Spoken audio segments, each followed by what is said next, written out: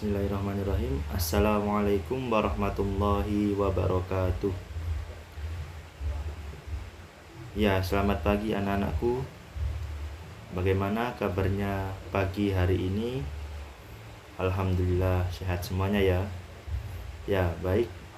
Di pertemuan online kali ini, Bapak akan memaparkan materi tentang pernikahan dalam Islam. Tapi sebelum itu, marilah kita buka pembelajaran online pada pagi hari ini dengan bacaan basmalah bersama-sama. Bismillahirrahmanirrahim. Yakni sebelum kita memulai pembelajaran online pada pagi hari ini, Bapak akan absen terlebih dahulu ya. Di sini siapa yang nggak masuk? Oh, alhamdulillah masuk semuanya ya. Alhamdulillah. Ya baik. Di minggu kemarin kita membahas tentang materi bab sholat. Nah, pada minggu ini Bapak akan menjelaskan materi tentang pernikahan dalam Islam. Yakni di sini kita akan membahas tentang 4 hal, yakni yang A ada pengertian dan hukum nikah, yang B ada persiapan pelaksanaan pernikahan, yang C ada prinsip kafah dalam pernikahan, dan yang D ada syarat dan rukun nikah. Nah, memasuki yang pertama yakni A pernikahan, pengertian nikah dan hukum nikah. Yang pertama ada pengertian nikah. Yakni di sini nikah artinya suatu akad yang menghalalkan pergaulan antara seorang laki-laki dan seorang perempuan yang bukan mahramnya, hingga menimbulkan hak dan kewajiban di antara keduanya dengan menggunakan lafadz inkah atau tazwij atau terjemahannya. Dalam pengertian yang luas, pernikahan merupakan ikatan lahir dan batin yang dilaksanakan menurut syariat Islam antara seorang laki-laki dan seorang perempuan untuk hidup bersama dalam satu rumah tangga guna mendapatkan keturunan. Yakni di sini pengertian pernikahan yaitu jika ada seorang laki-laki dan seorang perempuan yang saling menyayangi satu sama lain, maka hendaknya keduanya bisa diikat dengan ikatan pernikahan, baik itu ikatan lahir dan ikatan batin, guna nantinya menjalin suatu rumah tangga dan mendapatkan keturunan. Yang kedua ada hukum nikah. Pernikahan merupakan perkara yang diperintahkan syariat Islam demi terwujudnya kebahagiaan dunia akhirat.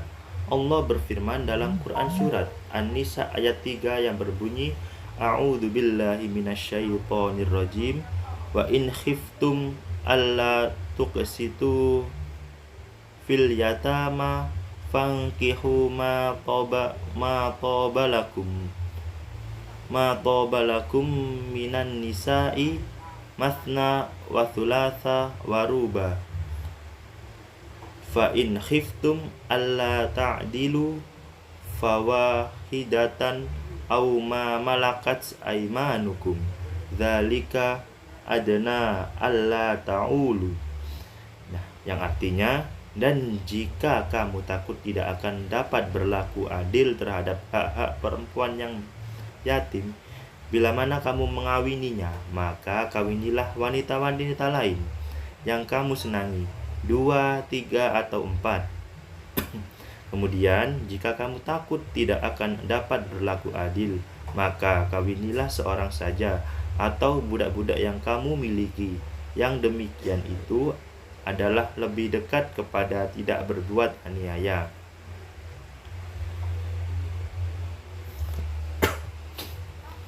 Nah, di sini ada jumhur ulama menetapkan hukum menikah menjadi 5, yaitu yang pertama ada wajib.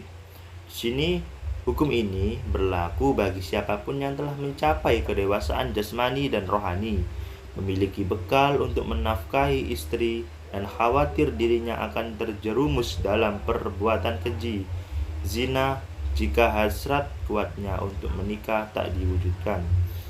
Yakni di sini jika ada seorang laki-laki yang ingin menikahi seorang perempuan. Di sini seorang laki-laki yang telah mencapai kedewasaan jasmani dan rohaninya dan juga memiliki bekal untuk menikahi seorang istri dan juga dapat menafkahi seorang istri kelak dan juga mempunyai pekerjaan yang pas juga. Nah, di sini berkewajiban untuk menikahi seorang perempuan yang ia sukai. Dan yang kedua ada sunnah. Sunnah hukum ini berlaku bagi seseorang yang memiliki bekal untuk hidup berkeluarga, mampu secara jasmani dan rohani untuk menyongsong kehidupan berumah tangga, dan dirinya tidak khawatir terjerumus dalam praktik perzinaan atau muqaddimahnya, hubungan lawan jenis dalam bentuk apapun yang tidak sampai pada praktik perzinaan. Adapun yang selanjutnya yakni makruh.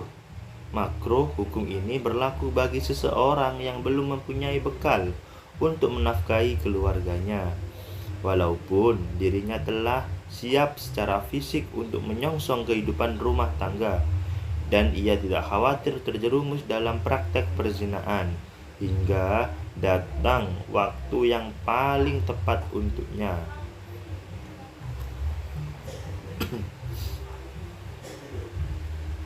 Nah, yang selanjutnya ada haram. Hukum ini berlaku bagi seorang yang menikah dengan tujuan menyakiti istrinya, mempermainkannya serta memeras hartanya. Yakni maksudnya di sini ialah jika ada seseorang laki-laki yang ingin menikahi seorang perempuan dan tujuannya menikahi seorang perempuan tersebut ialah untuk menyakiti istrinya atau mempermainkannya serta memeras hartanya, yakni di sini haram hukumnya, dan hukum ini sangat tidak disukai oleh Allah Subhanahu wa taala. Selanjutnya ada yang terakhir yakni ada mubah. Hukum asal pernikahan adalah mubah. Hukum ini berlaku bagi seseorang yang tidak terdesak oleh alasan-alasan yang mewajibkan nikah atau mengharamkannya. Jadi itu ya anak-anakku. Yang selanjutnya yang B ada persiapan pelaksanaan pernikahan. Yang pertama ada meminang atau khitbah. Khitbah artinya pinangan, yaitu permintaan seorang laki-laki kepada seorang perempuan untuk menjadikan atau dijadikan istri dengan cara-cara umum yang sudah berlaku di masyarakat. Adapun selanjutnya yakni cara mengajukan pinangan. Ada yang pertama, pinangan kepada gadis atau janda yang sudah habis masa idahnya dinyatakan secara terang-terangan. Adapun yang kedua, pinangan kepada janda yang masih berada pada masa idah, talak bain atau ditinggal mati suami tidak boleh dinyatakan secara terang-terangan. Mengapa demikian? Pinangan kepada mereka hanya boleh dilakukan secara sindiran.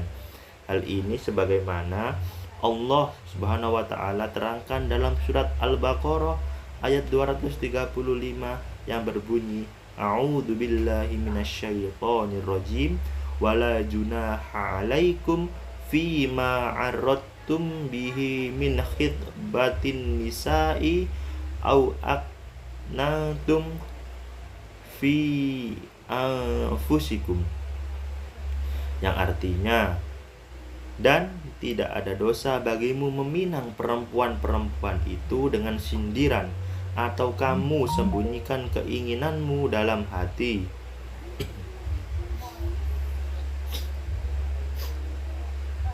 Adapun yang selanjutnya, perempuan yang boleh dipinang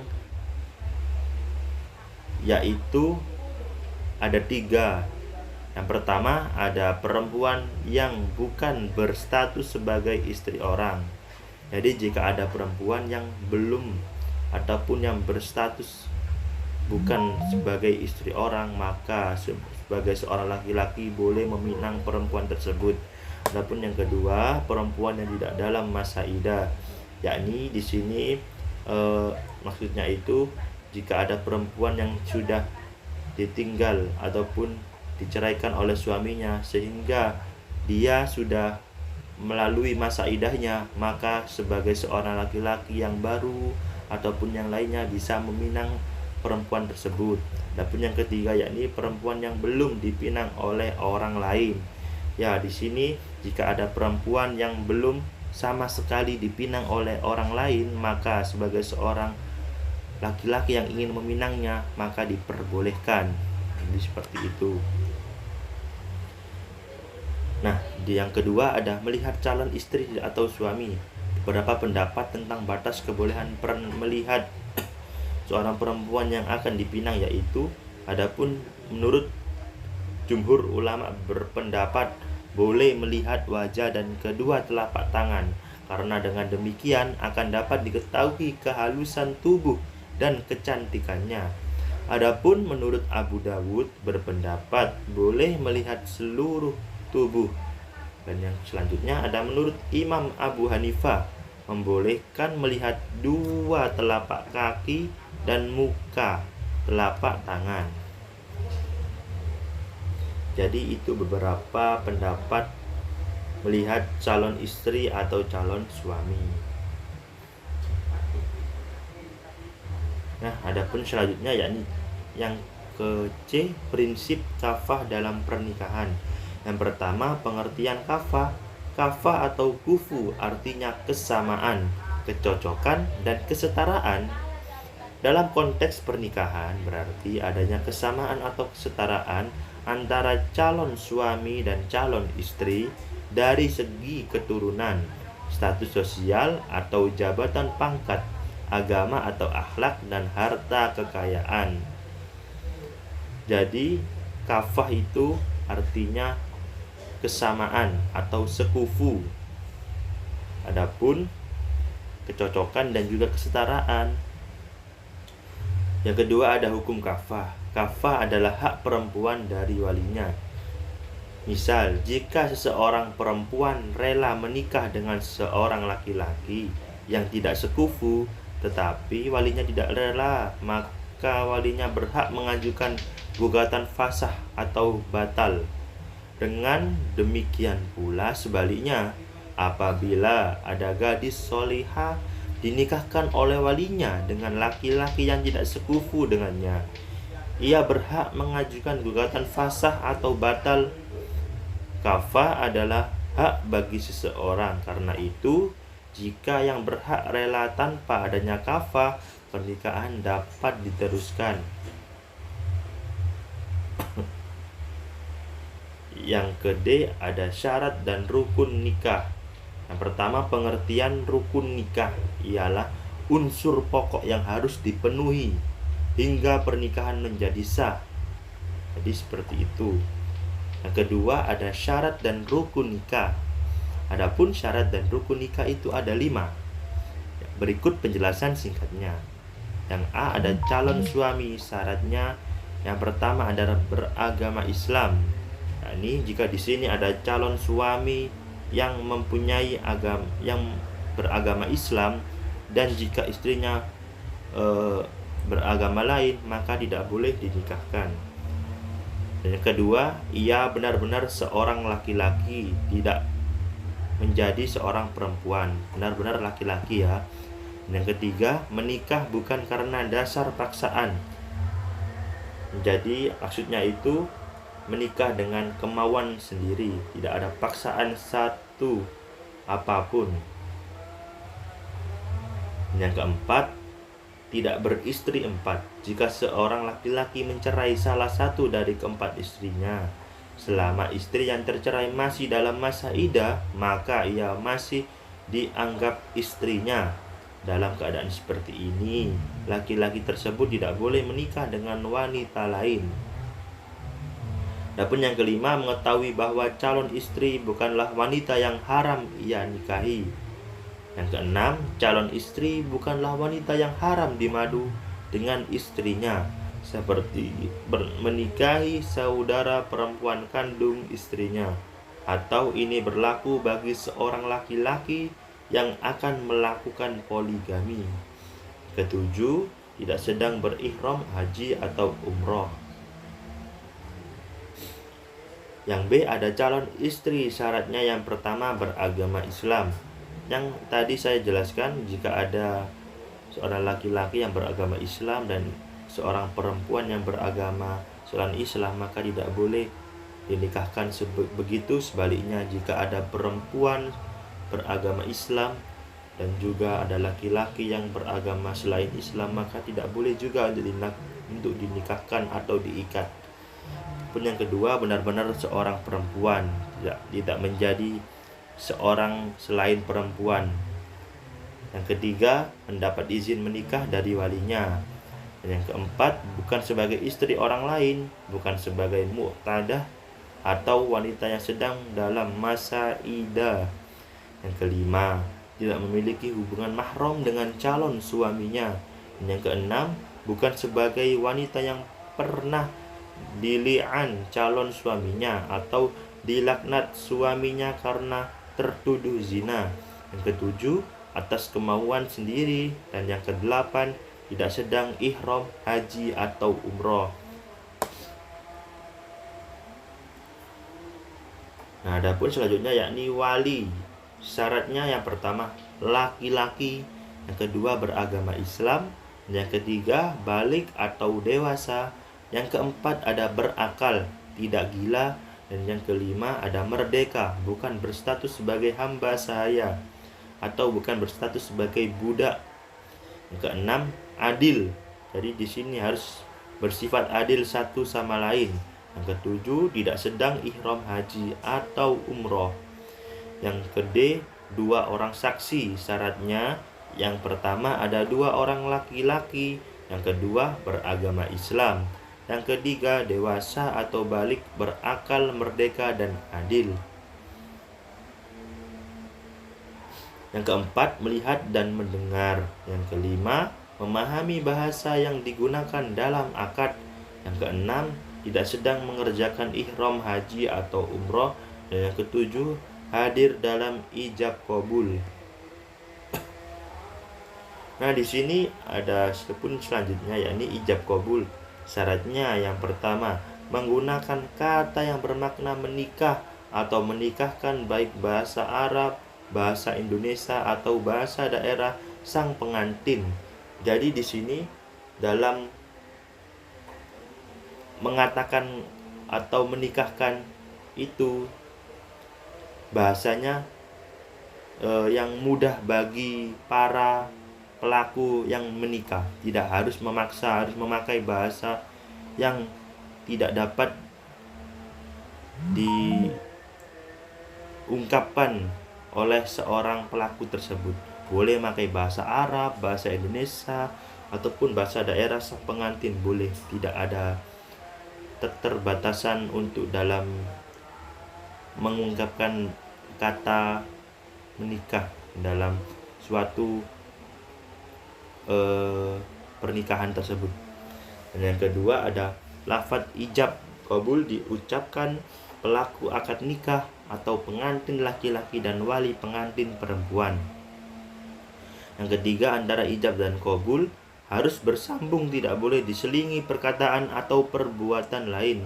Yang keempat, pelaksanaan ijab dan qabul harus berada pada satu tempat, tidak dikaitkan dengan suatu persyaratan apapun. Yang kelima, tidak dibatasi dengan waktu tertentu. Nah, jadi seperti itu ya anak-anakku untuk penjelasan pernikahan menurut Islam. Mungkin itu saja yang bisa Bapak sampaikan. Kurang lebihnya Bapak mohon maaf. Sebelum Bapak tutup pembelajaran online pada pagi hari ini, Bapak akan membentuk kelompok yang nantinya akan dikerjakan ataupun tugas nantinya akan dikerjakan oleh anak-anakku semuanya. Nah, ini di sini nantinya Bapak akan bagi ada siapa saja anak-anakku yang akan menjadi mempelai pria, mempelai perempuan, ada yang menjadi wali, saksi, ada yang menjadi penghulu, dan juga ada yang menjadi tamu undangan. Nah, yang nantinya yang tidak kebagian teman-teman bisa menjadi teman yang diundang dalam pernikahan mempelai pria ataupun mempelai perempuan. Jadi seperti itu. Nah, nantinya akan dipraktekkan dalam minggu ke depan yang pertemuan Bapak selanjutnya. Ya, mungkin itu saja yang bisa Bapak sampaikan. Mari kita tutup